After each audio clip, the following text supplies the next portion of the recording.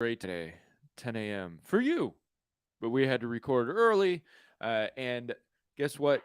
You got Mike, you got No Massey, but you got Ice T. Hi. And Easy E is out on vacation. We decided to finally let him out of his cage. So he's gallivanting off somewhere. I don't know where. That's how much we keep track of this stuff. Do you know where he went, Ice T? Probably went on a vacation secretly or something. Yeah, probably to get away from us. Yeah. That's really what it Yeah.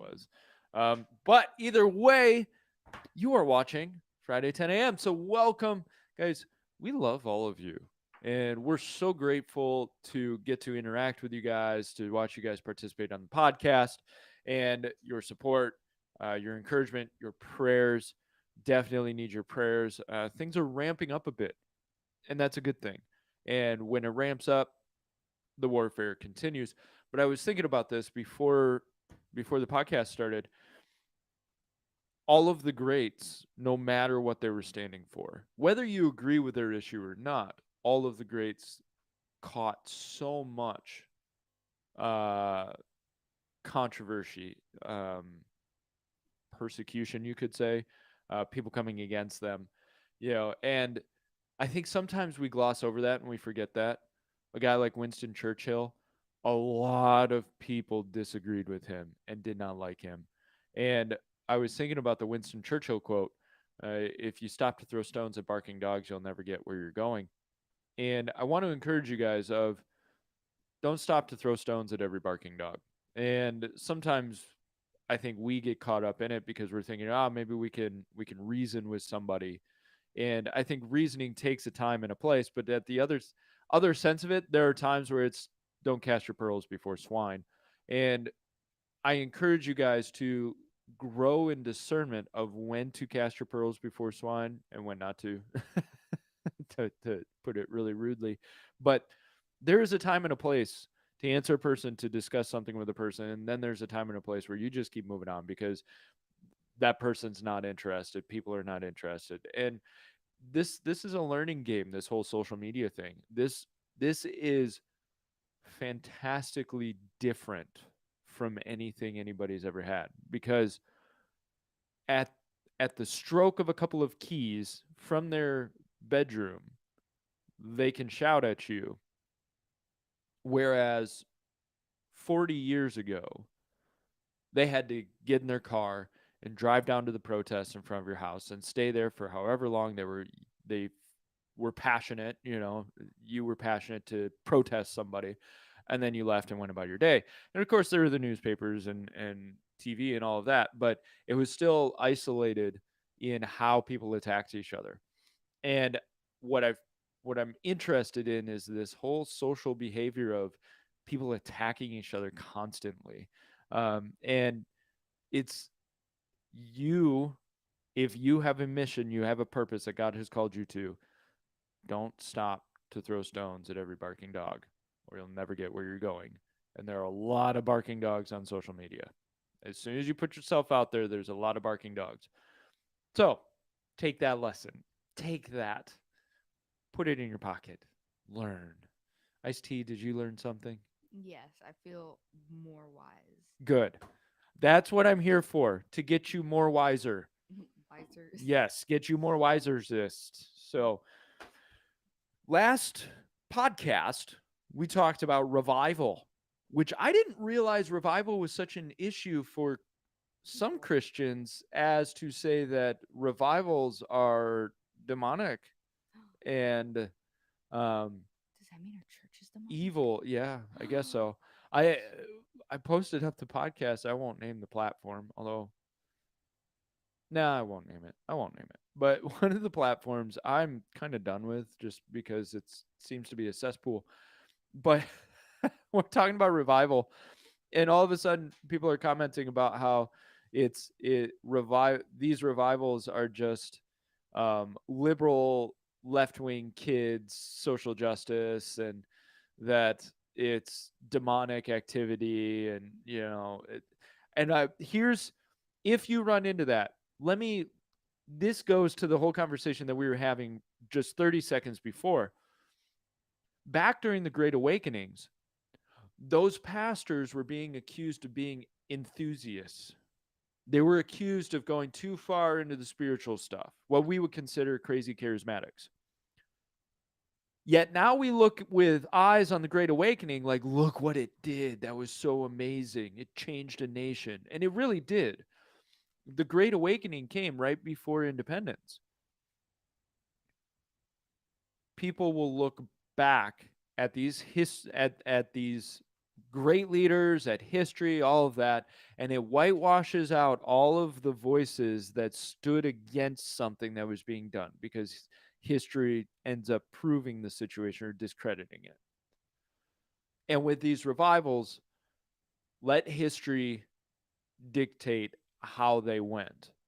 I think people coming to repentance to the Lord in joy, boy, I have a hard time believing that's an agenda of Satan. Um, maybe you do, but I question what's your relationship with the Lord. And that was something I was thinking about with some of those comments is, what is your relationship with the Lord? What is your true everyday wake up relationship with the Lord? Is it the word proves how I'm supposed to act and how I look at people, and that's it? Or is it, I am in relationship to the Lord? I am part of the body of Christ. And man cannot live alone, live on bread alone. Man cannot live on bread alone, but from every word that proceeds from the mouth of God. Rhema, active, every day. And I've got countless stories of what God does in my life, what he says to me, how he guides my life, how he guides other people. Just Ice T and I were just having a conversation. She was talking about how God is directing her and her siblings with telling them to do stuff they don't want to do, but they see the value in doing that stuff because guess what? God. And if you're willing to just automatically throw out condemnation on something that is going on before just saying, okay, Lord, are you doing something here? Weigh out what your relationship with the Lord actually is. Is he there just to prove you right? Or are you getting rid of yourself and becoming more intimate with him? There's a difference. Hey, Steve, you got something or are you good? Okay. No, You had your finger on the button. Okay. That's my spiritual lesson for the day, guys. I hope you appreciated it. Wow, yay. We need a clap track. Mm-hmm. I'll get it easy on And it. a wow track. And a wow track. We're gonna be building tracks for you. That's how we take this podcast to the next level. Because we talked about revival, we passed on doing our President's Day podcast. And since Massey's out of the chair today, he's out of the chair today. We had to record this early. It was like, you know what? I'll still do it. Even though President's Day is past, we are self-evident. We are a ministry that teaches about history, the Constitution, founding fathers, America's role in all of it, obviously, And since it's their stuff. Constitution, and stuff. Big on the stuff. Mm. But most importantly, how God works through all of it. But as we've told you, our philosophy this year is to disciple you and to help bring new understanding of the idea of liberty. And I think it's so important that we go back to a certain president who's part of President's Day to understand what liberty actually is. Abraham Lincoln. That's Nathan's favorite. That's my favorite. Uh-oh. Uh-oh.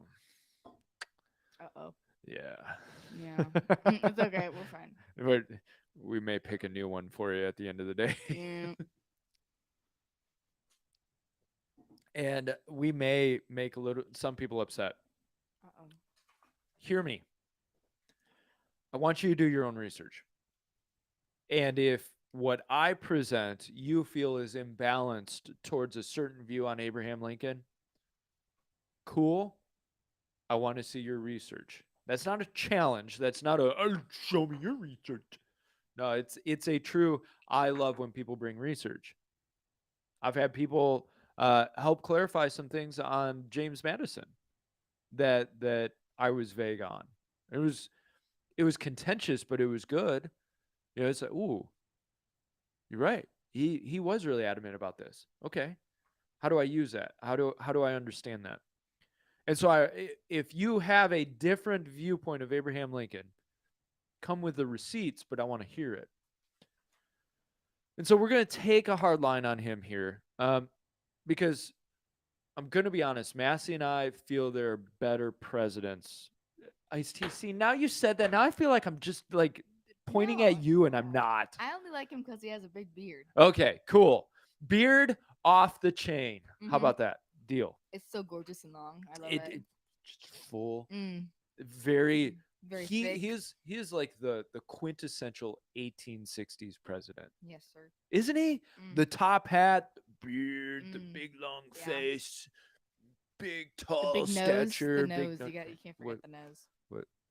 He's the It- like a long nose. Yeah, you got Yeah. you got a problem with big noses? You better not show that other angle now. I knew you were gonna do it. You asked me not to, so of course I'm going to. It's a nose of power. That's what it And is. responsibility. Yes. Domination. All right. So constitutionally, if you love Lincoln, take a deep breath, clutch your pearls. We feel he was a tyrant. Yes. Oh, heavens. And no matter what the result of what somebody did, we're concerned about how it was done. So what happens is people will look at him and say, he kept the nation together. Good. He freed the slaves. Good. Good president. I want to know how it was done, and I want to know the heart behind it. Because people can have ulterior motives and they can put $1 in your hand and you think, they're a good person. They put $1 in my hand. Yet, what they will require of you is $20 later on. You know what I mean? And so the motive of why somebody is doing something is important. And it's hard to discern that motive sometimes, but you look at the actions because the actions will tell you fruit. Over the long term, a person's actions determine who they are. Their words only go so far. This is a social, psychological life lesson for you. Listen very carefully. When a person talks, just let them talk because they'll tell you who they are. But more importantly, their actions will confirm who they actually are and who they're not. Because there are those people who say, I am just the best person. I'm so kind. I'm so nice. I'm a great person. I love people. People are so great. But then you watch their actions and you realize they really only love people as far as those people will be able to do something for them. And so that's where you've got to gauge, okay, what are they saying? Because I'm hearing you very carefully. What are they doing over the long term? And that'll help you determine who a person is. So let's look at Lincoln. Now, people, they believe Lincoln wanted to free the slaves and he started a war to do it. That's what people tend to believe. Lincoln wanted to free the slaves. The southern states wouldn't give up their slaves, so Lincoln went to war to free the slaves.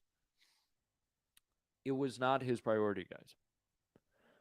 That became a byproduct when he saw that it was politically expedient to start the process and he saw it would hurt the southern states. Now, there are two views on how America should stay together. This is important to understand because we tend to think America is a nation, all the states should just stay together. When you had the Articles of Confederation, you had voluntary separation. They could at any time say, we're done with this contract. We're out. Now there's perpetual union. This means a permanent union cannot be dissolved. No state has a right to just step out of it. Or compact theory, where it's a voluntary agreement between the states. One thing that I will credit to Paul is Paul, our researcher, Paul raises the point that there's nothing in the Constitution that gives the states a right to voluntarily secede. If the state goes, you know what, this is just a mess, I'm done with this, I'm moving out, there is no clause of voluntary secession. And that was part of what caused this whole issue was the southern states wanted to secede They wanted to separate themselves out from the power of the northern states, and the northern states didn't want to let them do it. Now, Lincoln believed his goal was to enforce a perpetual union, no matter what the southern states felt. And it was not about slavery to him. He said, "My paramount object in this struggle is to save the Union, and it is not either to save or destroy slavery. If I could save the Union without freeing any slave, I would do it." Lincoln wrote this to Horace Greeley on August 22nd, 1862. So let's put away this whole idea that Lincoln was there to free the slaves. And in order to get his goal of keeping the southern states in the Union, he used some tyrannical moves. So he suspended the right of habeas corpus in several states in the name of public safety. This means your rights when you're being charged, your rights in the judicial process. You have a right to confront your accusers, be apprised of the charges, and to receive a speedy trial. He was having citizens arrested without charge or trial and for criticizing the war. Is that not a dictator? We look at Putin or Zelensky or whoever, and when they start arresting citizens because they're criticizing, we go, "How dare you? You're a tyrant." Lincoln did it. Lincoln shut down newspapers, jailed publishers and reporters without charge or trial. What makes it even worse, and this is how adamant he was to, I feel, save his legacy. He didn't want the country to split on his watch.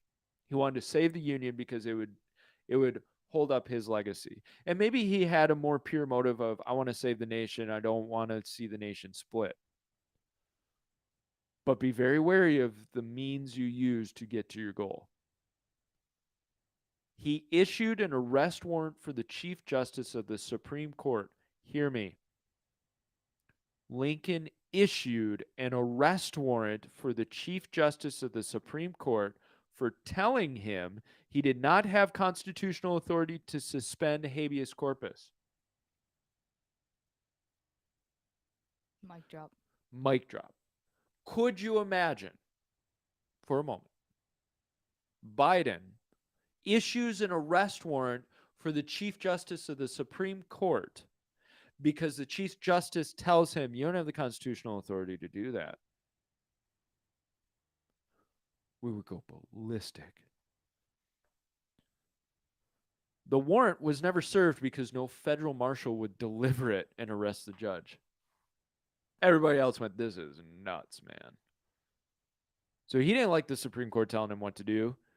And so he hid behind the will of the people. How often do people do, "Oh, it's a mandate of the people. They have voted." Yeah, 51% voted for you. So 49% are not behind that mandate. Maybe ease in a little bit. Said the candid citizen must confess that if the policy of the government upon vital questions affecting the whole people is to be irrevocably fixed by decisions of the Supreme Court, the instant they are made in ordinary litigation between parties in personal actions, the people will have ceased to be their own rulers, having to that extent practically resigned their government into the hands of the eminent tribunal. Now, I don't necessarily fully disagree with him on this. I think the will of the people should not be stopped full stop by a Supreme Court tribunal. However, I don't know that arresting a Chief Justice of the Supreme Court because he told you can't do that constitutionally fits into them superseding the will of the people. And following, so because of Lincoln's action, the degradation of states' rights was sealed. States' rights were being battered already, dead at that point. Now, don't forget, the 10th Amendment says the powers not delegated to the United States by the Constitution, nor prohibited by it to the states, are reserved to the states respectively or to the people. What that means is anything that's not in the Constitution, that the Constitution doesn't cover in terms of how the federal government works, what it can't touch, what it can touch, anything else is under the purview of the states. It was supposed to be a document that just ran the federal government. the coalition of the states is really what the federal government was supposed to be. It was supposed to be basically a coalition. The EU is a very similar model, and the EU is going down the same track. It was supposed to be a coalition of nations coming together, and we've got a governing body that'll help us make decisions as a group. But what you're finding more and more is obviously consolidation of power. As the governing body grows, the power of the states becomes less. Poland is going through this right now with the EU. The EU all of a sudden is now telling Poland, well, you can have those people, you can't have those people in office. I'm sorry, I don't see where you're supposed to tell me who I can elect and who I can't. And don't we see this type of influence trying to be put forward from the federal government to the states? Following the Civil War, the 14th Amendment was instituted, and they use that to determine, in fact, the federal government can force its will and power down the chain onto everybody. Basically said, yeah, well, federal government, what it says goes all the way down. Because what they were trying to do is say the states can't enact slavery because the federal government says so. I feel like I have to do this and I don't want to. I am not advocating for slavery. I am not advocating for slavery. I can stand for states' rights and sovereignty without having to attach my approval of slavery. I stand for states' rights. I don't stand for abortion. And I don't think it would have taken a war to end slavery. Around the world, slavery was being ended already. You saw it happen in England. They didn't need a civil war in order to do it. And the North had slaves too. Okay? It wasn't just the South states. So the states lost basically all of their remaining sovereignty. They were nothing more than vassals of the all-powerful central government, right? This stuff is important, and this is why we're talking about liberty is that idea of not enforcing your will on people. And people will accuse us, oh, you're trying to enforce your will on people. No, I'm trying to change hearts and minds. I'm trying to change the culture. Because I don't have to use force. I don't want to use force. Force is not my goal. But at some point, somebody is going to try to use force. And my goal is actually to change hearts and minds to where you don't have to. Change hearts and minds to where even if you want to do what you want to do, go for it. I'm not going to force you to do the opposite, but I'm going to keep you from forcing it upon me. It is a defensive war in my mind. I am here to change the culture so that the other side of the culture does not force it down my throat. And there's a lot of stuff going on that we could argue is being forced and pressed. And that's how the southern states felt. We're sick of getting forced to do, we're sick of getting pressed, we're sick of you guys overpowering us and shoving stuff down our throats. And we're going to go to some myths about Lincoln. So myth number one, obviously, Lincoln invaded the South states to free the slaves. This wasn't right. As he wrote to Horace Greeley, right? He said, like I read before, my object in the struggle is to save the Union. Now, Congress announced to the world on July 22nd, 1861, that the purpose of the war was not interfering with the rights or established institutions of the states. With the rights of the several states unimpaired. I'm sorry, but I think you're crushing a right of somebody to disassociate from you if you're forcing them to stay in the Union. California wants to secede, go for it. Texas wants to secede, go for it. Now, could that be the dissolution of the nation? Possibly. But at least you're counteracting tyranny. And I think that's important. Now, the North actually invaded to regain lost federal tax revenue by keeping the Union intact by force of arms. Tax revenue. In his first inaugural speech, Lincoln promised to invade any state that failed to collect the duties and imposts, and he kept his promise. Promised to invade any state that failed to collect the duties and imposts. On April 19, 1861, the reason Lincoln gave for his naval blockade of the southern ports was that the collection of the revenue cannot be effectually executed in the states that had seceded. Give me your tax dollars. It always flows back to money. You want to know how the federal government holds power over the states? Money. The states own money. The state will pay the taxes to the federal government. The federal government goes, well, we're going to withhold federal funding unless you do this. Give me my money back. You're supposed to have money over my head.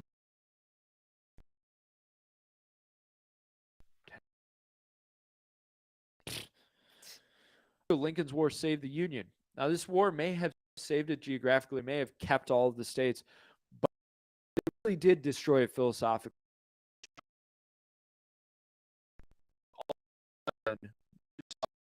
Move of consolidation of power after the Civil War. Things got put into place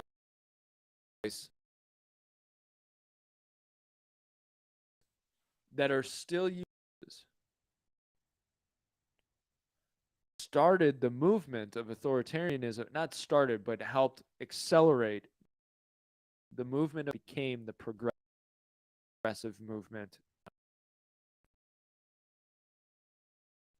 And all of a sudden, you see this massive expansion of federal power in the 16th Amendment, 17th Amendment.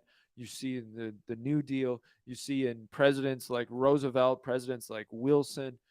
You saw this attitude of, well, federal government's got all the power. We need to tell people what to do because people, if they're allowed to make their own choices, they're going to slavery.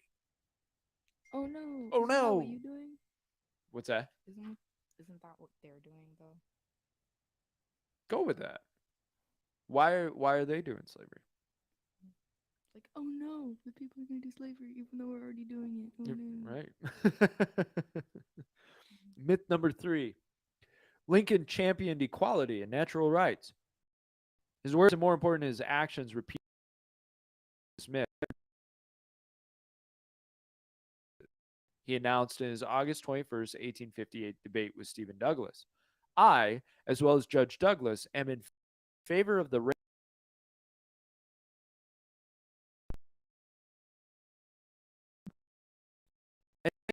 and socially are equals.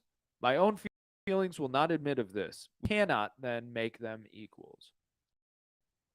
In Springfield, Illinois, on July 17th, 1858, Lincoln said, what I would desire most would be the separation of the white and black races. On September 18th, 1858, in Charleston, Illinois, he said, I will to the very last stand by the law of this state, which forbids the marrying of white people with Negroes. Puts him in a whole different perspective, doesn't it? Am I glad slavery was abolished? Absolutely. Mm-hmm. Absolutely, full-throatedly, so glad it got abolished. I can't stand the way it was done.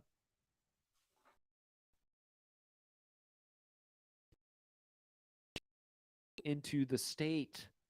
He also supported the Illinois Black Codes, which deprived the small number of free blacks in the state any semblance of citizenship. Strongly supported the Fugitive Slave Act, which compelled northern states to capture runaway slaves and return them to their owners. In his first inaugural, he pledged his support of a proposed constitutional amendment that had just passed the U.S. Senate and the House of Representatives that would have prohibited the federal government from ever having the power to abolish or interfere with any state with the domestic institutions thereof, including that of persons held to labor or service by the laws of said state. That was the original 13th Amendment. We always look at the 13th Amendment and say, well, that's emancipation. The 13th Amendment, beauty. The first one, which almost made it, but because the Civil War broke out, would have enshrined slavery in the Constitution. Thank you, Lord, I guess, for the war. sad that that's how it had to be stopped. And all I can assume is it was the war that really stopped that thing.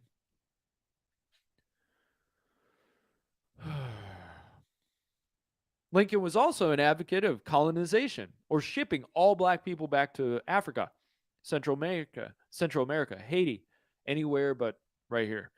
So I cannot make it better known than it already is. He stated in December 1st, 1862 message to Congress that I strongly favor colonization. So to him, they could be equal, just not here. Number 4, that he was a defender of the Constitution. Generations of historians have labeled Lincoln a dictator.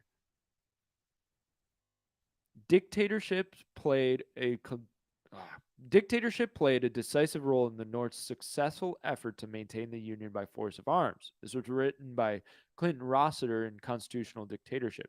And he said, Lincoln's amazing disregard for the Constitution was considered by nobody as legal.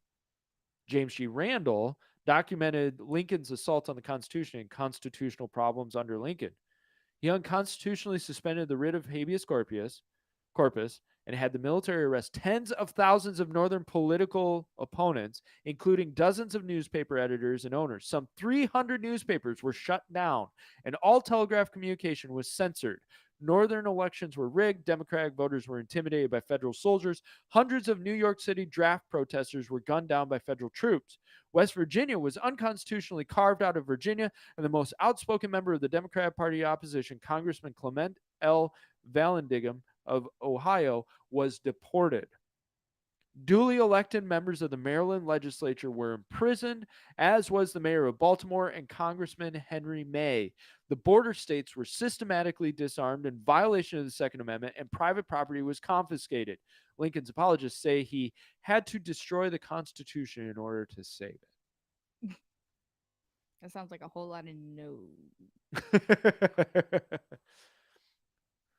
I had to destroy my house to save it. I had to burn it down. That was the only way to save it.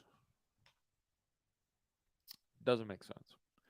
Number 5, Lincoln was a great humanitarian who had malice toward none. So it's inconsistent with the fact that Lincoln micromanaged the waging of war on civilians, including the burning of entire towns populated only by civilians, massive looting and plundering, rape, and the execution of civilians. See Mark Grimsley's The Hard Hand of War.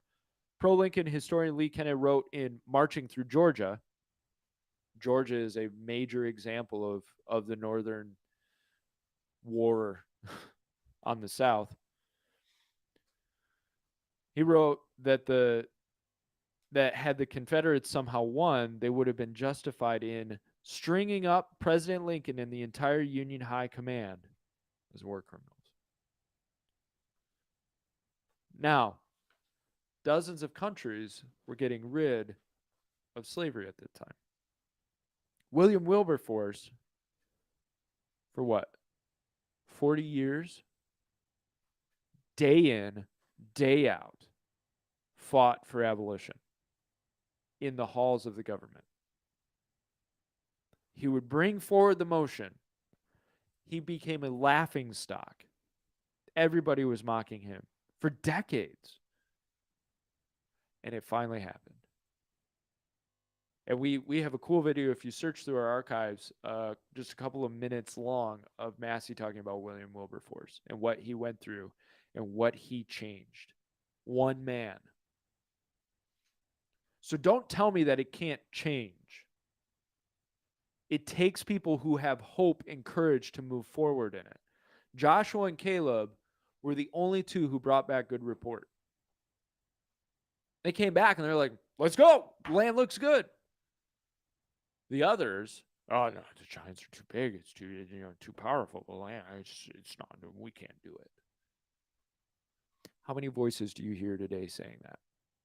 Within your own church, political framework, whatever. Oh, we can't do it. We can't. They're taking over. The Illuminati, the New World Order, the one world government, Klaus Schwab, and George Soros. Bro, don't live in fear. When you've got God behind you, you are a majority. We can take this. We can take this, guys. We can change this nation. We can transform the hearts and minds of the people. It's Jesus Christ that transforms each and every heart. And when he gets a hold of somebody, that person becomes so much more powerful in who they are.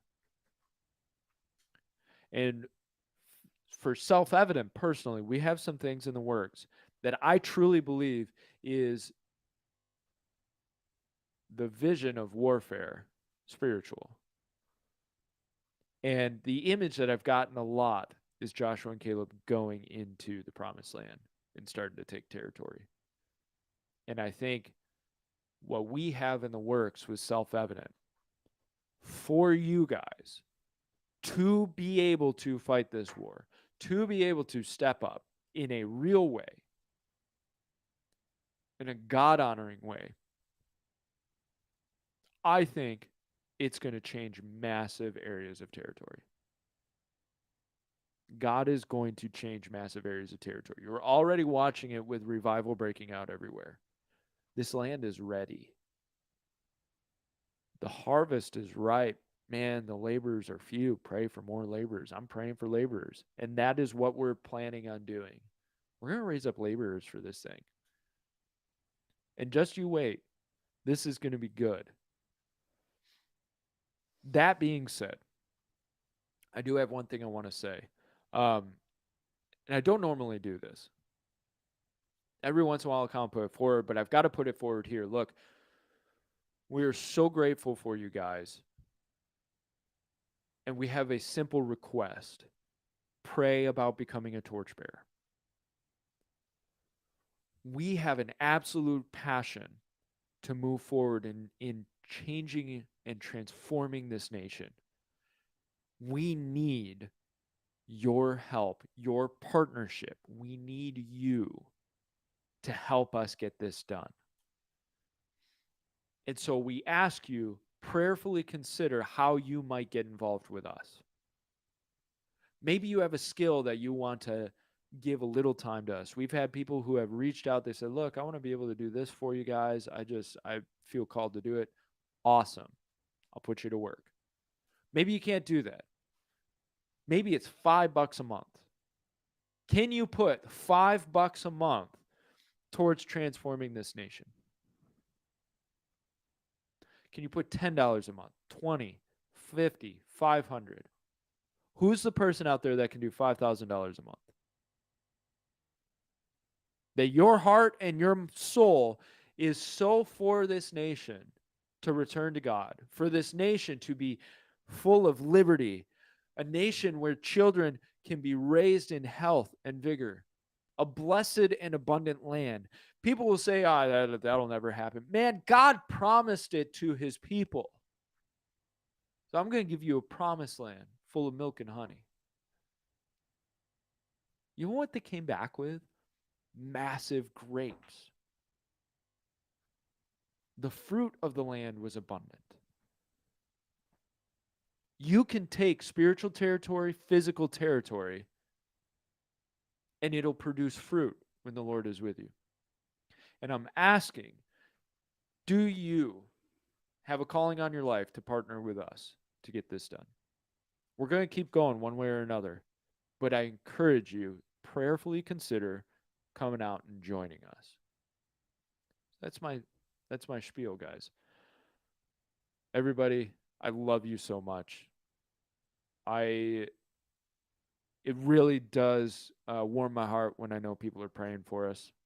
They're standing in the gap for us spiritually. And know that we're going to keep coming out with stuff for you. We're going to give you resources. We're going to do teachings. We're going to help you see things. We're going to give you practical steps to get involved, to know that you're doing your part. However, we have stuff to do. You have stuff to do. And so I'm going to let you guys go. I hope all of you had a great day. I hope you learned something out of this. We're going to see you Monday. Everybody will be back in their chair, and it'll be game time. So until then, everybody, I love you. Have a great day. Bye. Bye. Love you guys.